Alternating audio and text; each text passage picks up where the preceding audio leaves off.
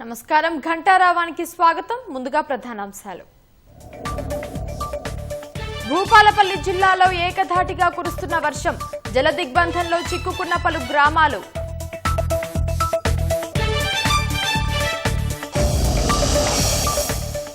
ముంబైలో కొనసాగుతున్న వర్ష బీభత్సం, అత్యవసర పనులకు తప్ప బయటకు రావద్దని సూచన.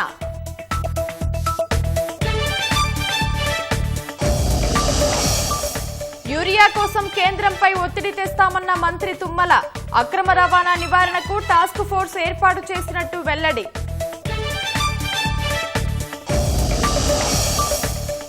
డిఎస్ఆర్ గ్రూప్ కన్స్ట్రక్షన్ సంస్థ కార్యాలయాల్లో ఐటీ సోదాలు, పన్నుల చెల్లింపులపై ఆరా.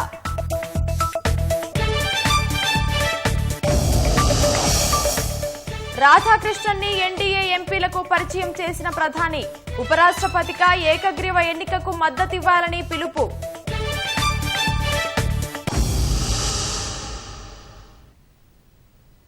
పశ్చిమ మధ్య బంగాళాఖాతంలో ఏర్పడిన అల్పపీడనం మరింత బలపడి వాయుగుండంగా మారిందని హైదరాబాద్ వాతావరణ కేంద్రం ప్రకటించింది.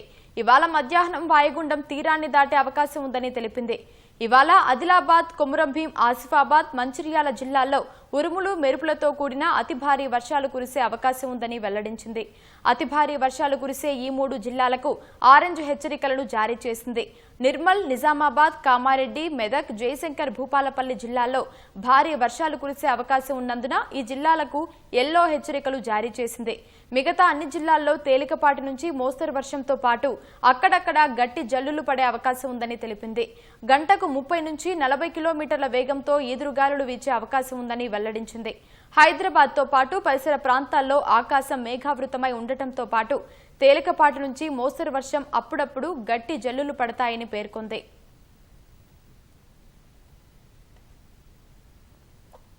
జయశంకర్, భూపాలపల్లి జిల్లాలో ఎడతెరిపి లేకుండా వర్షం కురుస్తుంది. చెరువులు, కుంటలు నిండుకుండను తలపిస్తున్నాయి. వాగులు, వంకలు ఉప్పొంగుతున్నాయి. లో లెవెల్ వంతెనలపై నుంచి వరద నీరు ప్రవహిస్తూ ఉండటంతో సింగారం గ్రామం జల దిగ్బంధంలో చిక్కుకుంది.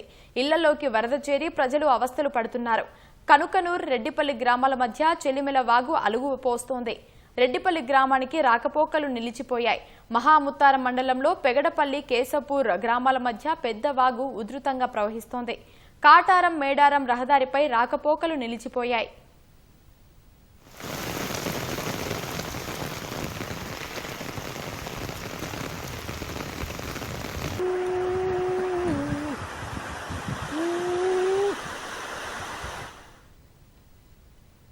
ఏకధాటిగా కురుస్తున్న వర్షాలకు పెద్దపల్లి జిల్లా రామగుండం సింగరేణి సంస్థకు సంబంధించిన 4 ఉపరితల గనుల్లో బొగ్గు ఉత్పత్తికి అంతరాయం ఏర్పడింది.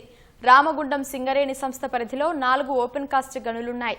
ఇందులో రోజుకు 40,000 టన్నుల వరకు బొగ్గు ఉత్పత్తి అవుతుంది. సుమారు 1,20,000 టన్నుల బొగ్గు ఉత్పత్తికి విఘాతం ఏర్పడింది. నిల్వ ఉన్న బొగ్గును రామగుండం ఎన్టీపీసీ విద్యుత్ పరిశ్రమకు సరఫరా చేస్తున్నారు. ప్రస్తుతం కురుస్తున్న వర్షాలతో ఉపరితల గనులలో వరద నీరు భారీగా చేరి బొగ్గు ఉత్పత్తి చేయలేని పరిస్థితి నెలకొంది. దీంతో భారీ యంత్రాలు మట్టి, బురద రోడ్లలో కదలలేకుండా ఉన్నాయి. ప్రాజెక్టు క్వారీలో ఎక్కడికక్కడే భారీ యంత్రాలు నిలిచిపోవడంతో బొగ్గు ఉత్పత్తికి అవరోధాలు ఏర్పడ్డాయి. క్వారీలోని వరద నీటిని యంత్రాల సహాయంతో బయటకు పంపిస్తున్నారు. వర్షాలు పూర్తిగా తగ్గుముఖం పడితేనే బొగ్గు ఉత్పత్తి సజావుగా సాగుతుందని సింగరేణి అధికారులు వెల్లడించారు.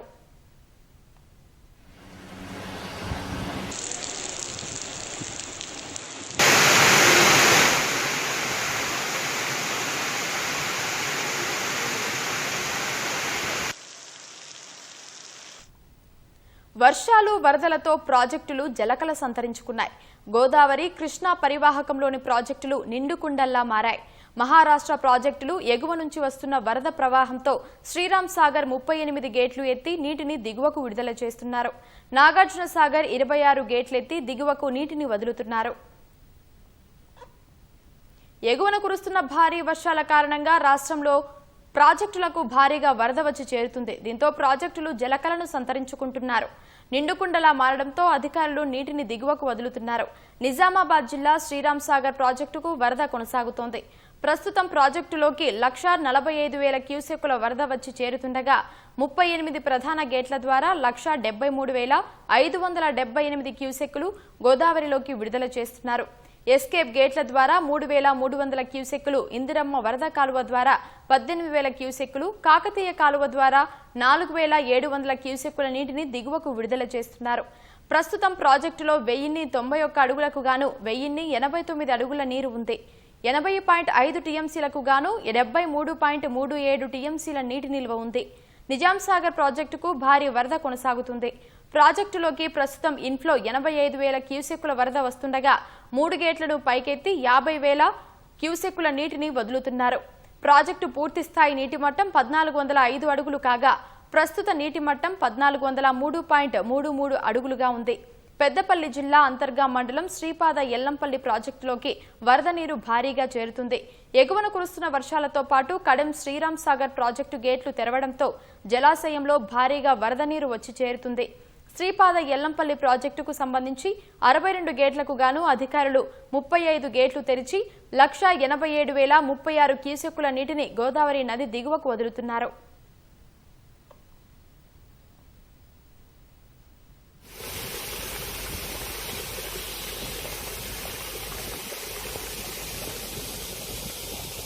జయశంకర్ భూపాలపల్లి జిల్లాలోని కాళేశ్వరం త్రివేణి సంగమం వద్ద జలకళ సంతరించుకుంది. గోదావరి, ప్రాణహిత నదులు ఉప్పొంగిపోతున్నాయి. సాధారణ జ్ఞానతీర్థ పుష్కర ఘాట్లపై నుంచి ప్రవాహం ప్రవహిస్తుంది.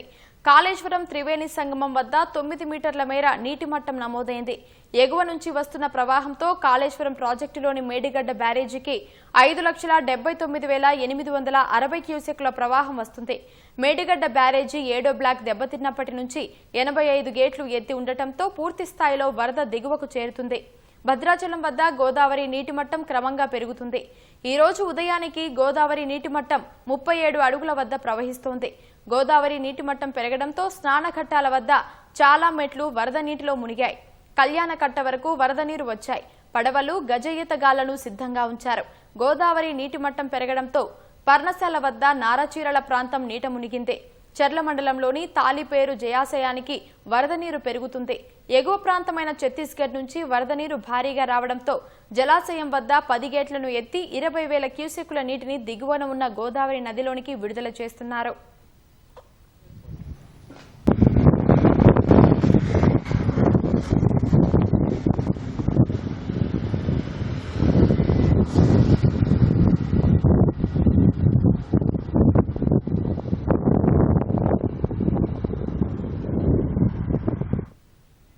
శ్రీశైలం జలాశయం నుంచి నాగార్జున సాగర్ కు 3,70,000 క్యూసెక్కుల వరద రావడంతో మళ్లీ 26 క్రస్ట్ గేట్లను ఎత్తి స్పిల్వే ద్వారా దిగువకు నీటిని విడుదల చేస్తున్నారు. 24 క్రస్ట్ గేట్లను 10 అడుగుల మేరకు, మరొక 2 గేట్లను 5 అడుగుల మేరకు ఎత్తారు. సాగర్ నుంచి అవుట్ఫ్లో సాగర్ కుడి, ఎడమ కాలువలకు దాదాపు 11,000 క్యూసెక్కులు, ప్రధాన విద్యుత్ ఉత్పత్తి కేంద్రానికి విద్యుత్ ఉత్పత్తి కోసం 32,000 క్యూసెక్కుల నీటిని వదులుతున్నారు. దాదాపు 4 లక్షల క్యూసెక్కుల నీరు ప్రకాశం బ్యారేజీ వైపు వెళ్తుంది. నాగార్జున సాగర్ జలాశయం మొత్తం నీటి మట్టం 590 అడుగులు కాగా ప్రస్తుతం 585.10 అడుగులుగా ఉంది.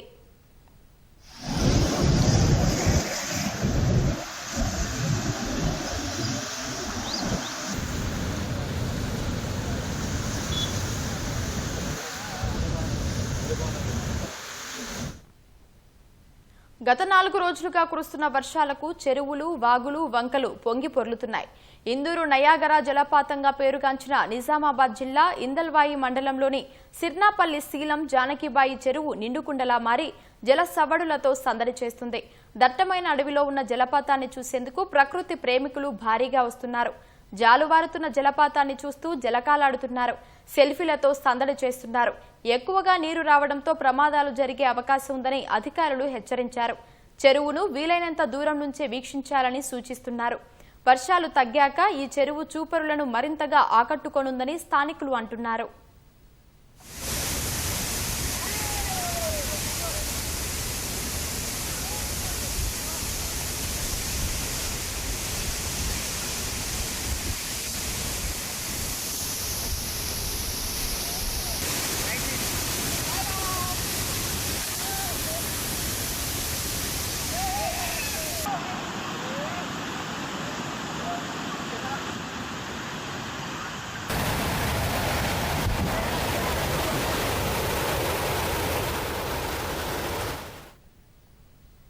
మెదక్ జిల్లాలోని మంజీరా నది మహోగ్ర రూపం దాల్చడంతో 6 రోజులుగా ప్రసిద్ధ పుణ్యక్షేత్రం ఏడుపాయల జల దిగ్బంధంలో చిక్కుకుంది. రాజగోపురంలో అర్చకులు అమ్మవారి ఉత్సవ విగ్రహాన్ని ఏర్పాటు చేసి భక్తులకు అమ్మవారి దర్శనం కల్పిస్తున్నారు. సింగూరు నుంచి దిగువకు నీరు విడుదల చేయడంతో పాటు నక్కావాగు మంజీరా వరదల తోడవడంతో వనదుర్గ ఆనకట్ట నుంచి 69,000 క్యూసెక్కుల వరద దిగువకు ప్రవహిస్తుంది. వరద ఉధృతి తగ్గగానే యథావిధిగా అమ్మవారి దర్శనం కల్పిస్తామని ఆలయ ఈవో చంద్రశేఖర్ తెలిపారు. మంజీరా నది పరివాహక ప్రాంత రైతులు అప్రమత్తంగా ఉండాలని, మత్స్యకారులు ఎవరూ చేపల వేటకు వెళ్లొద్దని నీటిపారుదల శాఖ హెచ్చరికలు జారీ చేసింది.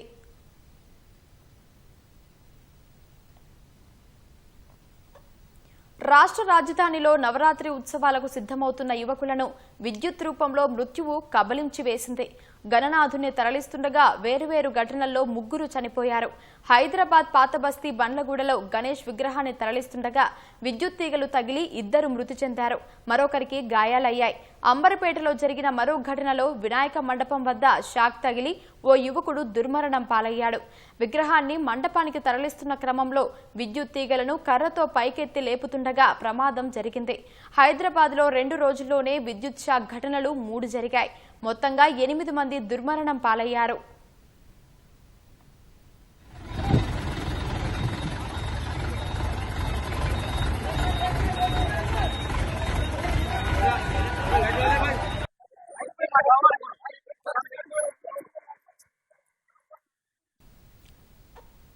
హైదరాబాద్లోని ప్రముఖ రియల్ ఎస్టేట్ సంస్థ డిఎస్ఆర్ గ్రూప్ ఆఫ్ కంపెనీలపై ఆదాయపు పన్ను శాఖ అధికారులు సోదాలు నిర్వహిస్తున్నారు. జూబ్లీహిల్స్ రోడ్ నెంబర్ 17లో ఉన్న డిఎస్ఆర్ ఇన్ఫ్రాస్ట్రక్చర్ ప్రైవేట్ లిమిటెడ్ ఆఫీస్తో పాటు గ్రూప్ సీఈఓ, ఎండీ, ఈడీ, డైరెక్టర్ల నివాసాలు, ఇతర అనుబంధ కంపెనీలో సోదాలు కొనసాగిస్తున్నాయి.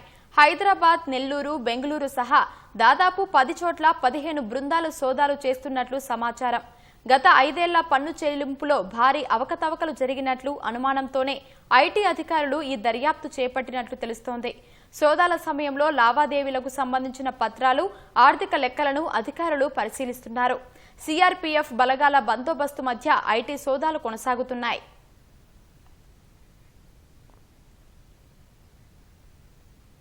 ముంబైలో వర్ష బీభత్సం కొనసాగుతోంది. గత 24 గంటల్లో ముంబైలోని పలు ప్రాంతాల్లో 200 మిల్లీమీటర్లకు పైగా వర్షం కురిసింది. అత్యధికంగా విక్రోలి ప్రాంతంలో 255.5 మిల్లీమీటర్ల వర్షపాతం నమోదైనట్లు భారత వాతావరణ విభాగం ఐఎండీ తెలిపింది. ఎడతెరిపి లేకుండా కురుస్తున్న వర్షాల వల్ల జూహు, బాంద్రా, చెంబూర్ ప్రాంతాలు జలమయమయ్యాయి. దీంతో జనజీవనం అస్తవ్యస్తమైంది. పలుచోట్ల ట్రాఫిక్ స్తంభించింది. భారీ వర్షాల వల్ల మెరైన్ డ్రైవ్లో అలలు ఎగిసిపడుతున్నాయి. ఇవాళ కూడా ముంబై వ్యాప్తంగా భారీ వర్షాలు కురుస్తాయన్న ఐఎండీ రెడ్ అలర్ట్ జారీ చేసింది. అత్యవసర పనులకు తప్ప బయటకు రావద్దని సూచించింది.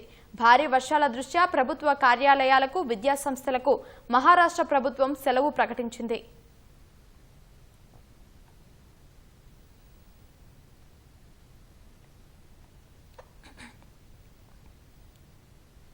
ఎన్డీఏ ఉపరాష్ట్రపతి అభ్యర్థి సిపి రాధాకృష్ణన్ జీవితంలో ఎలాంటి వివాదం లేదని, అవినీతి మచ్చలేదని పార్లమెంటరీ వ్యవహారాల మంత్రి కిరణ్ రిజిజు అన్నారు. సిపి రాధాకృష్ణన్ సరళమైన జీవితాన్ని గడిపారని, దేశం కోసమే పనిచేశారని చెప్పారు. అలాంటి వ్యక్తి ఉపరాష్ట్రపతి అయితే దేశానికి ఎంతో సంతోషకరమైన విషయమని కొనియాడారు. ఢిల్లీలో ఎన్డీఏ పార్లమెంటరీ పార్టీ సమావేశం తర్వాత కిరణ్ రిజిజు మాట్లాడారు. సమావేశంలో సిపి రాధాకృష్ణన్ను ప్రధాని మోదీ సత్కరించినట్టు చెప్పారు. ఎన్డీఏ పార్లమెంటరీ పార్టీ సమావేశంలో సిపి రాధాకృష్ణన్ను ప్రధాని మోదీ ఎంపీలకు, ఫ్లోర్ లీడర్లకు పరిచయం చేశారని తెలిపారు. సిపి రాధాకృష్ణన్ను ఉపరాష్ట్రపతిగా ఎన్నుకునేందుకు ఏకగ్రీవంగా ఎన్డీఏ కూటమి పార్టీలు మద్దతివ్వాలని కోరారని చెప్పారు. మరోవైపు సిపి రాధాకృష్ణన్కు మద్దతివ్వాలని విపక్ష పార్టీ ఎంపీలతోనూ రక్షణ మంత్రి రాజ్నాథ్ సింగ్ చర్చలు జరుపుతున్నట్టు తెలిపారు.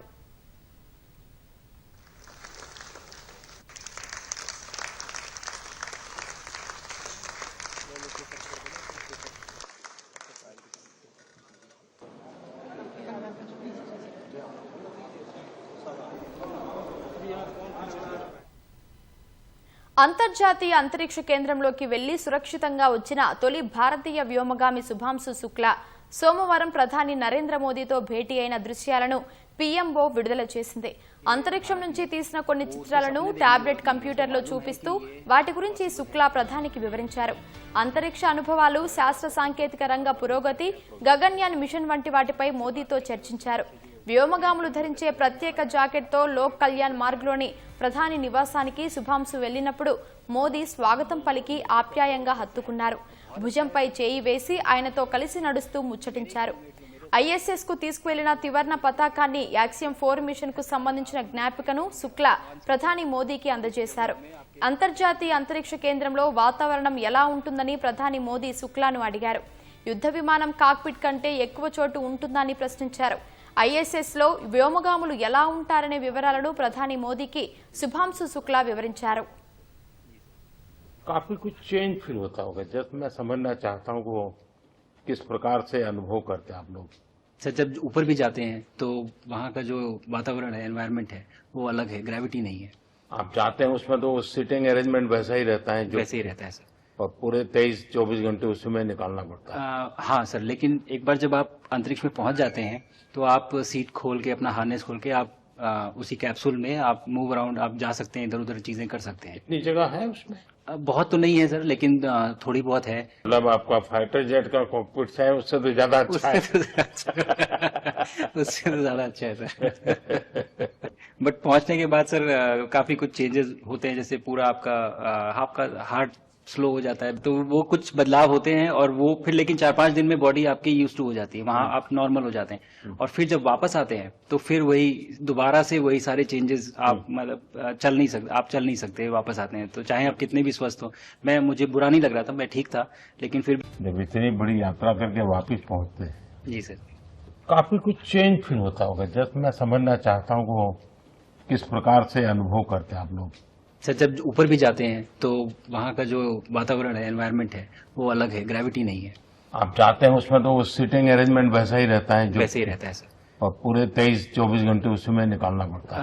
हाँ सर, लेकिन एक बार जब आप अंतरिक्ष में पहुंच जाते हैं तो आप सीट खोल के, अपना हार्नेस खोल के आप उसी कैप्सूल में आप मूव अराउंड आप जा सकते हैं, इधर उधर चीजें कर सकते हैं। इतनी जगह है उसमें? बहुत तो नहीं है सर, लेकिन थोड़ी बहुत है। मतलब आपका फाइटर जेट का कॉकपिट है उससे तो ज्यादा अच्छा है। उससे तो ज्यादा अच्छा है सर।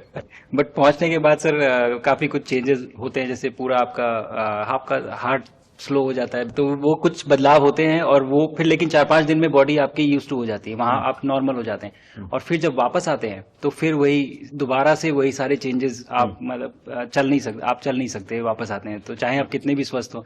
मुझे बुरा नहीं लग रहा था, मैं ठीक था, लेकिन फिर भी जब पहला कदम रखा तो मैं मतलब गिर रहा था, तो लोगों ने पकड़ रखा था मुझे। फिर दूसरा तीसरा, हालांकि मालूम है कि चलना है, लेकिन वो ब्रेन जो है वो उसको टाइम लगता है सर वापस समझ। ప్రసిద్ధ పుణ్యక్షేత్రం ధర్మస్థలలో వందల మృతదేహాలను ఖననం చేశారని ప్రకటించుకున్న ఒకప్పటి పారిశుధ్య కార్మికుడు భీమా మాట మార్చాడు. తనకు ఒకరు పుర్రెను ఇచ్చి సిట్ అధికారులకు ఇవ్వాలని సూచించారని, న్యాయస్థానంలో అర్జీ కూడా వారే వేయించారని చెప్పాడు. తాను 2014 నుంచి తమిళనాడులోనే ఉంటున్నట్లు ప్రకటించారు. భీమాను ప్రేరేపించిన వ్యక్తులకు నోటీసులు ఇచ్చేందుకు చర్యలు తీసుకుంటున్నామని సిట్కు నేతృత్వం వహిస్తున్న ఐపీఎస్ అధికారి ప్రణబ్ మొహంతి తెలిపారు. భీమాకు లై డిటెక్టర్ పరీక్షలు చేయించాలని కర్ణాటక విధానసభలో సభ్యులు సోమవారం డిమాండ్ చేశారు. అతను చూపించిన అన్ని ప్రదేశాల్లో అధికారులు తవ్వకాలు జరిపారని, ఒక ప్రదేశంలో మినహా మరెక్కడా కళేబరాలు, అస్థిపంజరాలు లభించలేని హోంమంత్రి మహేశ్వరన్ తెలిపారు. యూట్యూబర్లు ఇకపై తప్పుడు కథనాలను ప్రచారం చేస్తే కఠిన చర్యలు తీసుకుంటామని హెచ్చరించారు. రష్యా ఉక్రెయిన్ అంశంలో త్వరలోనే శాంతి నెలకొంటుందని అమెరికా అధ్యక్షుడు ట్రంప్ ఆశాభావం వ్యక్తం చేశారు. ఉక్రెయిన్ అధ్యక్షుడు జెలెన్స్కీతో భేటీ తర్వాత రష్యా అధ్యక్షుడు పుతిన్తో ఫోన్లో మాట్లాడినట్టు ట్రంప్ తెలిపారు. జెలెన్స్కీతో భేటీకి సంబంధించిన వివరాలను ఆయనతో పంచుకున్నట్టు చెప్పారు. త్వరలోనే పుతిన్, జెలెన్స్కీ మధ్య ద్వైపాక్షిక భేటీ ఉంటుందని ట్రంప్ తెలిపారు. సమావేశం కానున్న వేదిక ఇంకా నిర్ణయించాల్సి ఉందన్నారు. ఆ భేటీ తర్వాత త్రైపాక్షిక సమావేశం ఉంటుందని ట్రంప్ వివరించారు. ఇదే విషయాన్ని ఉక్రెయిన్ అధ్యక్షుడు జెలెన్స్కీ సైతం తెలిపారు. త్రైపాక్షిక సమావేశానికి సిద్ధంగా ఉన్నట్టు చెప్పారు. అయితే తొలుత రష్యా అధ్యక్షుడు పుతిన్తో భేటీ అవుతానన్న జెలెన్స్కీ ఆ సమావేశం ఫలితం ఆధారంగా త్రైపాక్షిక భేటీ ఉంటుందని చెప్పారు. Any day. We just confirmed after this productive meeting with President and then with all our colleagues, with the partners, we confirmed that we are ready for trilateral meeting. And if Russia proposed to President of the United States bilateral, and then we will see the result of bilateral, and then it can be the trilateral. So I said always, so Ukraine will never stop on the way to peace, and we are ready for any kind of formats, but on the America దక్షిణ Korea సైనిక విన్యాసాలపై ఉత్తర Korea అధ్యక్షుడు Kim Jong ఆగ్రహం వ్యక్తం చేశారు. ఇరు దేశాలు చేపడుతున్న సైనిక విన్యాసాలు శత్రుత్వాన్ని పెంచే విధంగా ఉన్నాయని ఆరోపించారు. అణు సామర్థ్యం కలిగిన చోహ్యోన్ అనే యుద్ధ నౌకను పరిశీలించిన కిమ్ తమ అణ్వాయుధ దళాన్ని విస్తృతం చేయనున్నట్టు చెప్పారు. ఈ సందర్భంగా తన దేశ సైనిక అణ్వాయుధ కార్యక్రమాలను కిమ్ సమర్థించారు. ప్రత్యర్థులు చేస్తున్న సైనిక చర్యలు మునుపటి కంటే ఎక్కువ ఉద్రిక్తతలు పెంచేవిగా ఉన్నాయని తెలిపారు.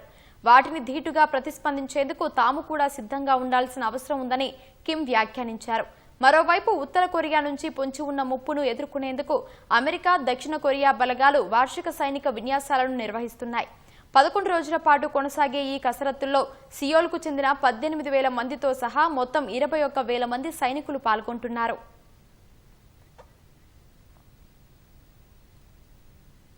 వరంగల్ మహానగర పాలక సంస్థ కార్యాలయంలోని ఆరోగ్య విభాగంలో భవనం పెచ్చులూడి కింద పడడంతో ఉద్యోగులు పరుగులు తీశారు. ఈ ఘటనలో ఒక కంప్యూటర్ పాక్షికంగా దెబ్బతింది. భవనం పైకప్పు కింద పడిన ప్రదేశంలో ఉద్యోగులు ఎవరూ లేకపోవడంతో పెద్ద ప్రమాదం తప్పినట్లయింది. భవనం శిథిలావస్థకు చేరడంతో తరచూ ప్రమాదాలు జరుగుతున్నాయని ఉద్యోగులు వాపోయారు. ఇదిలా ఉంటే భవనానికి గత కొద్ది రోజుల క్రితం మరమ్మతులు నిర్వహించడం గమనార్హం.